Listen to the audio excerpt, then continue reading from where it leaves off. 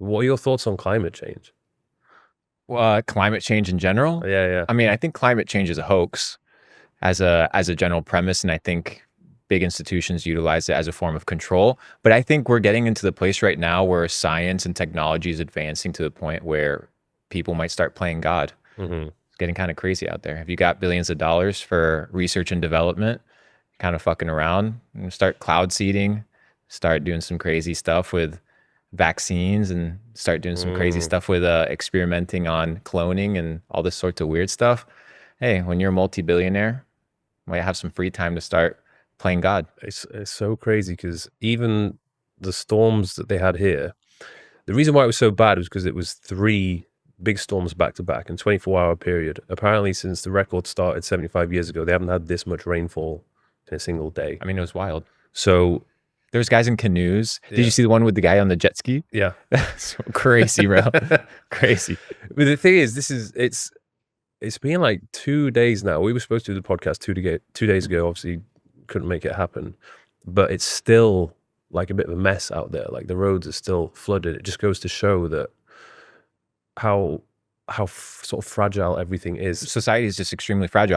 I was literally telling some of my boys, imagine the storm in Dubai actually lasted 2 weeks. Mhm. Lights went out, electricity went out. It's pretty much straight carnage. Civilization is more fragile than people imagine. It's pretty crazy. Have you seen that film Leave the World Behind? The one that's produced by Barack Obama. Did you know that? Yeah. I haven't seen it, but it's kind of fucking crazy. I heard like the Teslas start self-driving and running into each other, and all sorts of madness takes place.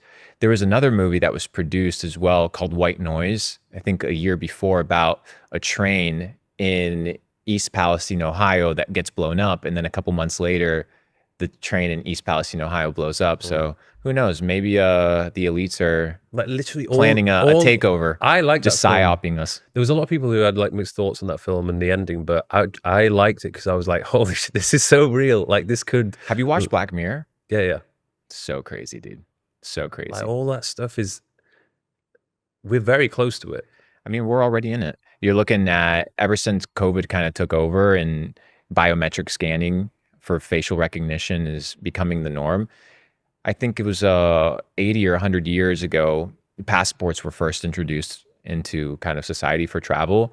Then after 2001, the 9/11 incident, you had the TSA. You know, when you go to the US and you have the TSA, the security checks, it's like it's supposed to be the land of the free, and it's supposed to be the land of opportunity, but they pat you down like you're about to enter like some sort of prison. It's the craziest shit. I've been to a lot of places in America. They have the most hostile welcome ever. It's like crazy. they literally. I remember when I was younger, and I used to get anxious, and they would interrogate and be like, "What are you doing here? Why are you coming to America? What do you do for a living?" It's like I just want to stay Bro, here for a I'm week. just going to Miami, bro. Relax. Yeah, it's I don't know why they do that. But are you like big into conspiracy theories? Here's the thing about conspiracies. Most of them end up being true. Mm-hmm. So whether it's 9/11, which obviously at this point it's a big hoax, and it's been proven that there's been a massive conspiracy towards invading Iraq and Afghanistan and funneling money from taxpayer dollars through the military industrial complex. That's proven to be true. At the end of the day, a lot of these conspiracy theorists get clowned on the internet, but with enough time and with enough kind of validity, these things end up playing out. Whether you look at COVID, you look at some of these things where you weren't really allowed to talk about it for years and people are like scared about it. A lot of these theses end up being true. So I just observe them and let them play out, and let the bots believe whatever the government wants them to believe. And we just kind of play our own game. I love it. I always get lost in the YouTube rabbit hole of looking at all these videos. I try and pick something to watch and relax my mind before I go to bed, and then before I know it, 3 hours later, I'm just like wide awake thinking, what the fuck is going on? There's crazy ones like MK Ultra, which is the mind control program from the CIA. So you see a lot of elites use MK Ultra to control celebrities and things of this nature, and it's proven to be true. So if that can be true, where they run some mind control psyop operations on people, maybe everything else could be true as well. Those humiliation rituals. 100%, bro. Bro, John Cena in a dress when Yeah. he's supposed to be the most jacked stud of the world. Who does that? Yeah. Who does that? So yeah, 100% there's humiliation rituals and people are willing to sell themselves for a bag. Pretty disappointing. It is weird because I sometimes look at these people. I'm like, hang on, how did they go from like being kind of semi-famous, being in a few films or whatever, and then all of a sudden it's like they're everywhere. Like they're hosting these big shows. They're in all the biggest films Did you without watch the Did really. you watch the Kevin Hart interview where there was he was interviewing this girl, forget the name, you can run the clip on it. And long story short, it's like, oh yeah, they pay people off or they pay people off to stay quiet. And then Mhm. Kevin Hart on the show, he's like, shh, shh, shh, shh, shh, shh. They're listening. Like, okay, who's listening? Whoever that is, they have a lot of control and they have a lot of power. Mm. And at the end of the day, whether you look at the history of Disney, when you look at the history of Hollywood, a lot of these organizations are just psyops to control society. Mm. So, yeah, that's why I don't watch a ton of movies. Take things with a grain of salt. Don't watch the news. If you look at the news outlets, most of them are controlled by a couple families, a couple Mhm. billionaires, and most people are just spending all time watching somebody who's reading off of a teleprompter, right, and assuming that that puppet is telling you the truth when it's just merely one narrative. Mm. It's a crazy world we live in. So if you, where do you get your information from? If you want to know something about a particular topic, where do you go to? I mean, I think nowadays a lot of it is cross-referencing information. I think Telegram is one of these platforms where censorship isn't prevalent, just like it would be on Instagram or on YouTube or on Facebook. And now X is pretty good on censorship. I remember back in the day when Elon had just acquired X, there was something called the Twitter files, Mhm. where they basically showcased how keywords were being blocked, certain individuals were blacklisted, and these were requests by government entities.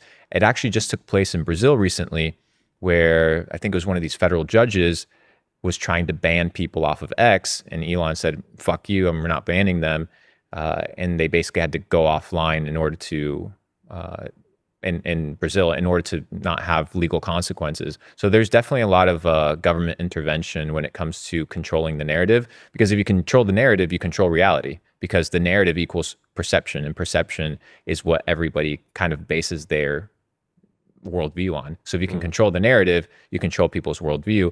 That's why I was talking recently with one of my buddies who used to work regular 9 to 5 in the UK, and then he started doing digital marketing online, digital nomad, and started making more money. And he's like, the people in the UK, for example, they're so enclosed into a system that they don't understand the opportunities that are out there. They think that just working for £1,500 a Mhm. month is like your standard. How are you supposed to live on £2,000 a month in London? People are living basically in poverty. You look at Canada right now with their 66% taxation on capital gains, and people think that that's the standard because they only have a select set of information to go off of.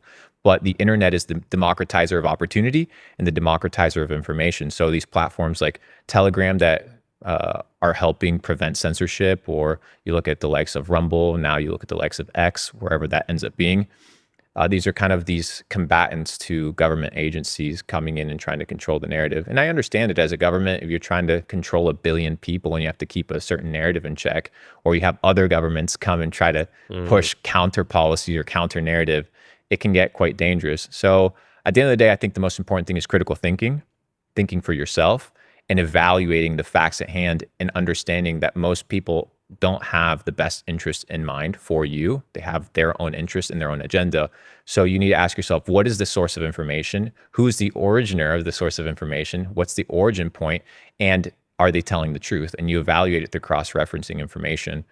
So a lot of these conspiracies end up being true, believe it or not. But yeah, just gotta level up, continue doing your own thing. And I think the most important thing is understanding that regardless of what's taking place in the world, if you can continue leveling up, having a phenomenal network, and understanding how to monetize your skill sets, it's very hard to get screwed over because we live in a very interconnected world. We met through the internet. If it wasn't for the internet, you probably wouldn't be living in Dubai.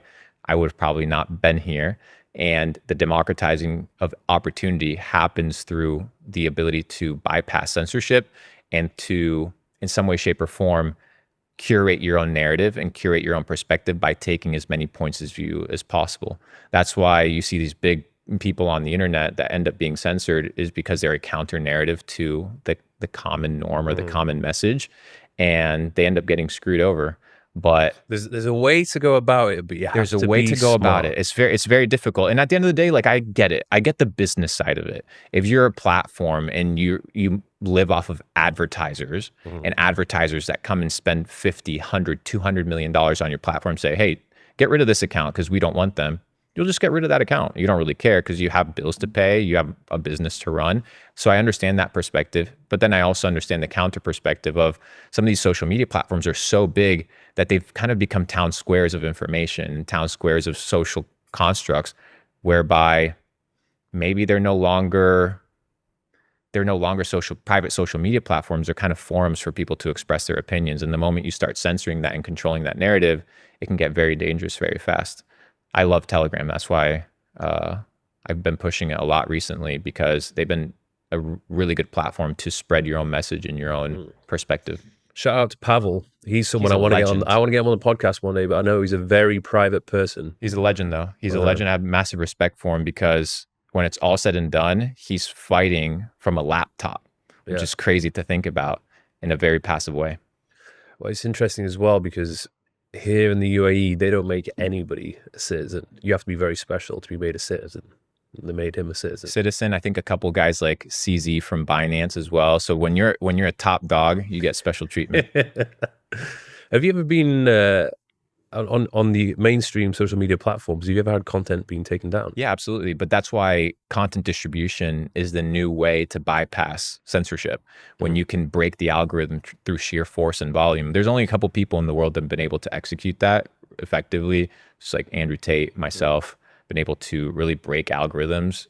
I've had videos where I talk about BlackRock, and BlackRock being a force that controls the narrative through the acquisition of companies, through tax dollars, and through their ETFs. And they're pushing a big narrative, the ESG, the entire focus on what we're talking about, making sure everything is, what's the word? Eco-friendly and sustainable. But at the end of the day, these are the guys that are riding on private jets all over the world. Their carbon footprint is bigger than anybody else's, which is kind of ironic. So you begin to look at the big players in the world, and once you start mentioning them, those videos get taken down. I remember I had videos talking about BlackRock and the companies that they control. They control the food supply, they control the communication centers, they control the social media platforms, they control the air transport, they control everything. And those got taken down. But continue uploading them, since we've been able to crack the distribution mechanism, and hopefully some people are waking up. I started talking about this about 3 years ago. Now it's become mainstream and very much a common topic of conversation. But back in the day, it wasn't very popular. But slowly but surely, these videos end up getting taken down, because once again, you control the narrative, you control reality. And I wouldn't be surprised if they have teams of hundreds of people just scouring the internet for these pieces of content, getting them removed. Even to this day, like, I've noticed, especially with TikTok, like the weirdest things get taken down. Everything. It doesn't make the community guidelines for each platform don't make any sense. Well, a weird one for YouTube, for example, is that they can retroactively go back to any point in history of your YouTube channel and take down any videos from the past, even on future policy changes, and ban you for things that were from the past. Whereby when that policy wasn't in place and you said something, I think there was one that came out recently. If you said a cuss word in the first 15 seconds, you would be demonetized. So all these videos started getting demonetized after this policy was passed, because somebody used a cuss word in the first 15 seconds. So creators have to basically figure out, where's the line? Where do you draw the line? And that's where I think a lot of people are getting sick and tired with these platforms, because they're making a living off of them. They input so much effort, and without creators, these platforms wouldn't exist. So they kind of need us. And I think it's a good time for creators to kind of band together and potentially find an alternative solution to platforms that are censorship resistant. And yeah, I've had, I mean, it's not a massive issue, but I probably had tens of thousands of dollars not given to me because of some weird demonetization decision. It's nothing to do with music. Yeah, it's just weird. like, oh no, this is not appropriate. And also with health, you see a lot of these what is it, the expert clauses that you end up getting at the footer, where they say it's misinformation, and then you click on who's the person that's curating the misinformation. It's some weird journalist that's probably paid off. And what's really funny is there's a big psyop against seed oils, right, and tap water and estrogen in the water, where you talk about these things and then you get the misinformation post, which once again, that misinformation kind of tag, all it does is control the perception of the average person that's viewing it. It's like automatically you're seeding into somebody's mind that this other person's perspective is completely false. But all of that's controlled narratives. Well, you know, it's crazy as well, because of now with AI and the technology, they have these deep fakes.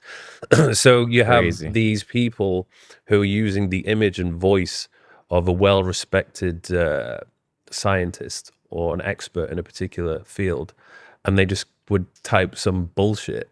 And then it would like you have a wild, and everyone's like, oh, but Joe Rogan said this. Oh, well, Huberman said that you should take this supplement. Yeah. And it's all AI deep fake. That's going to be a big problem. Yeah. That's going to be a big problem, validating authenticity and reality inside social media. I don't know how social media platforms are going to handle it, but it's getting crazy. Yeah. And even if like you got canceled for something, but that was actually something you said, you'd be like, hey, that wasn't me. That was the AI. AI. But they're running stuff now. There's like AI softwares that check AI, to see whether the AI is not like valid or not. But I don't know, man. The world's getting crazy. I think ever since ChatGPT has been introduced into the ecosystem, it opened up Pandora's box. I don't think the world's ready for AI. I don't think the world understands where we're headed, the dangers that are coming. You know, Musk is very much kind of saying this needs to be regulated. But who regulates it? Yeah, and there's someone who's the same entity that regulates the social media platforms. Yeah, you saw I think it was Google rolled out their own AI recently, and it was so lopsided that you would ask them to recreate an image of 4 white people for me, and it wouldn't recreate white people. It would be like dark-skinned people that are, you know, mixed race or something like that, in order to be politically correct. That's an AI that's been trained in order to operate in a way that is not normal, that's censored or that's controlled.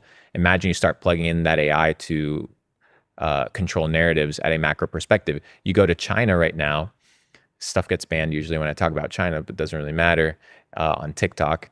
But you start talking a little bit about what's called Skynet. And Skynet is this massive surveillance program that is run off of AI, where they basically... Is it called Skynet? Yeah, it's ridiculous. It's a control mechanism where they have your biometrics. They create basically a digital version avatar of you with your digital ID, your biometrics, your fingerprints, your iris scan, and they manage your social media platforms, your bank accounts, and connect everything into one. And they're starting to ban people and blacklist people off of the internet, so much so that if you don't have a certain social credit score, you can't even access the internet. So in certain places of China right now, if you want to use WeChat, if you want to use Alipay, if you want to board a metro, you have to run a biometric. They run that through the AI. They evaluate whether or not you've been talking shit about the government online, and they'll drop your social credit score. And there's a lot of people that try to log into social media. They try to buy a burger at McDonald's. They have to run their biometrics, and they can't utilize these platforms. So now people are being basically blacklisted from the entire ecosystem of the world, because AI is running these super complex algorithms that are censoring people at a mass scale. Because that's the problem with censorship, is if it was based off of people, right? You could censor a couple people here and there. But with AI, you can just blanket it at a massive scale and just really crack down on narratives. And things in China, when it comes to technology, roll out a lot faster than they do in the West. So all you have to do is evaluate what's taking place in China, what's called 15-minute cities, where in order for me to enter my apartment complex, I have to do a biometric scan. In order for me to leave my apartment, I have to do a biometric scan. That information gets sent to the government agency or police station, and it gets you logged in. So much so to the point where if you have a poor social credit score and you do a biometric scan in these 15-minute cities and you want to get into your apartment, it says access denied. They don't even let you into your own home. it's getting really crazy. And during COVID, the 50-minute city lockdowns, you couldn't leave your apartment because everything's basically surrounded and covered. Yeah, they had it bad. It's pretty crazy. They had it really bad there. Well, I mean, it's still running. That's the Yeah. crazy part. COVID is still a thing. Have you been recently? No, not recently. In But you have been before. I was there in late 2000, I think 2020, pre-COVID, which everything was decently fine. But today, they've taken the lockdown application and merged it into a police application, which is kind of transferred it over. It's just a mechanism of control. It's trying to figure out how far they can push the envelope in society and how far they can push the bots to comply. Yeah, it's weird with places like this. I see so much information about it, but I never like to judge a place before I've been there myself. Like, I want to go around and see it, experience it, and see if it is genuinely as it's being portrayed online. And I know that certain countries that are not friendly or enemies with China, they're going to portray it in a negative light. So when I was there, I'll give you a perspective. I was in Shanghai, and you have the jaywalk kind of policy. You're not allowed to jaywalk in China. They have facial recognition cameras in every sidewalk. And what they do is if you jaywalk when the light is red, it'll scan your face and it'll deduct money automatically from your bank account. And they'll display you on a big LED board calling you a criminal. All done automatically, remotely. I filmed a video about it because it was absolutely insane. And that's what they do, is massive surveillance, massive control. It gets so crazy that in certain places of Shanghai, and you want to walk on the sidewalk, you're only allowed to walk in one direction. If you walk in the opposite direction, they scan your face, deduct money from your bank account. And if you don't have money in your bank account, social credit score gets removed. Is that for residents, or that applies to tourists as well? I mean, it's definitely for people who already have their entire biometric profiles. When I went to Hong Kong, though, what they're trying to do now, they have something called Flight Pass, which is this tokenized blockchain where they take your biometrics and they put them on the blockchain. And we know that the blockchain is immutable. Once it's on the blockchain, it stays there. So now what they're doing is, instead of having it in some sort of centralized database that could get blown up by a bomb and you lose all the information, they're putting people's biometrics and putting people's identities on the blockchain. So if you go to Hong Kong right now, they scan all your face and then they put it on a blockchain. It's called Flight Pass. And you get this flight token or token pass, something like that. And then they log you. And they're doing that with tourists now. So I wouldn't be surprised if China already has massive profiles on billions of people around the world. Yeah, because I was just in Japan for 3 weeks, and the whole of that region just fascinates me, and I want to explore it more because I've been to so many European places. They're beautiful, but they're all very similar to each other. Yeah. But I feel like obviously Japan was a massive eye opener. I know you've been before. You've had quite a lot of experience with going to these. I love Asia. Yeah. So would you say it's still worth visiting China, or probably avoid and go elsewhere? I mean, China's beautiful. China has incredible culture. The thing with China right now is, the moment you enter, you have to walk on eggshells, and everything that you do, everything that you say. I don't even know if I might get arrested if I go to China, you know? Like, If who they knows? saw me go around with like the camera crew, they'd be like, "What are you doing?" Yeah, exactly. Tracking everything. So, or you already have all the videos of yourself on the internet where you're talking shit or saying something that they don't like, just straight to jail. I don't care.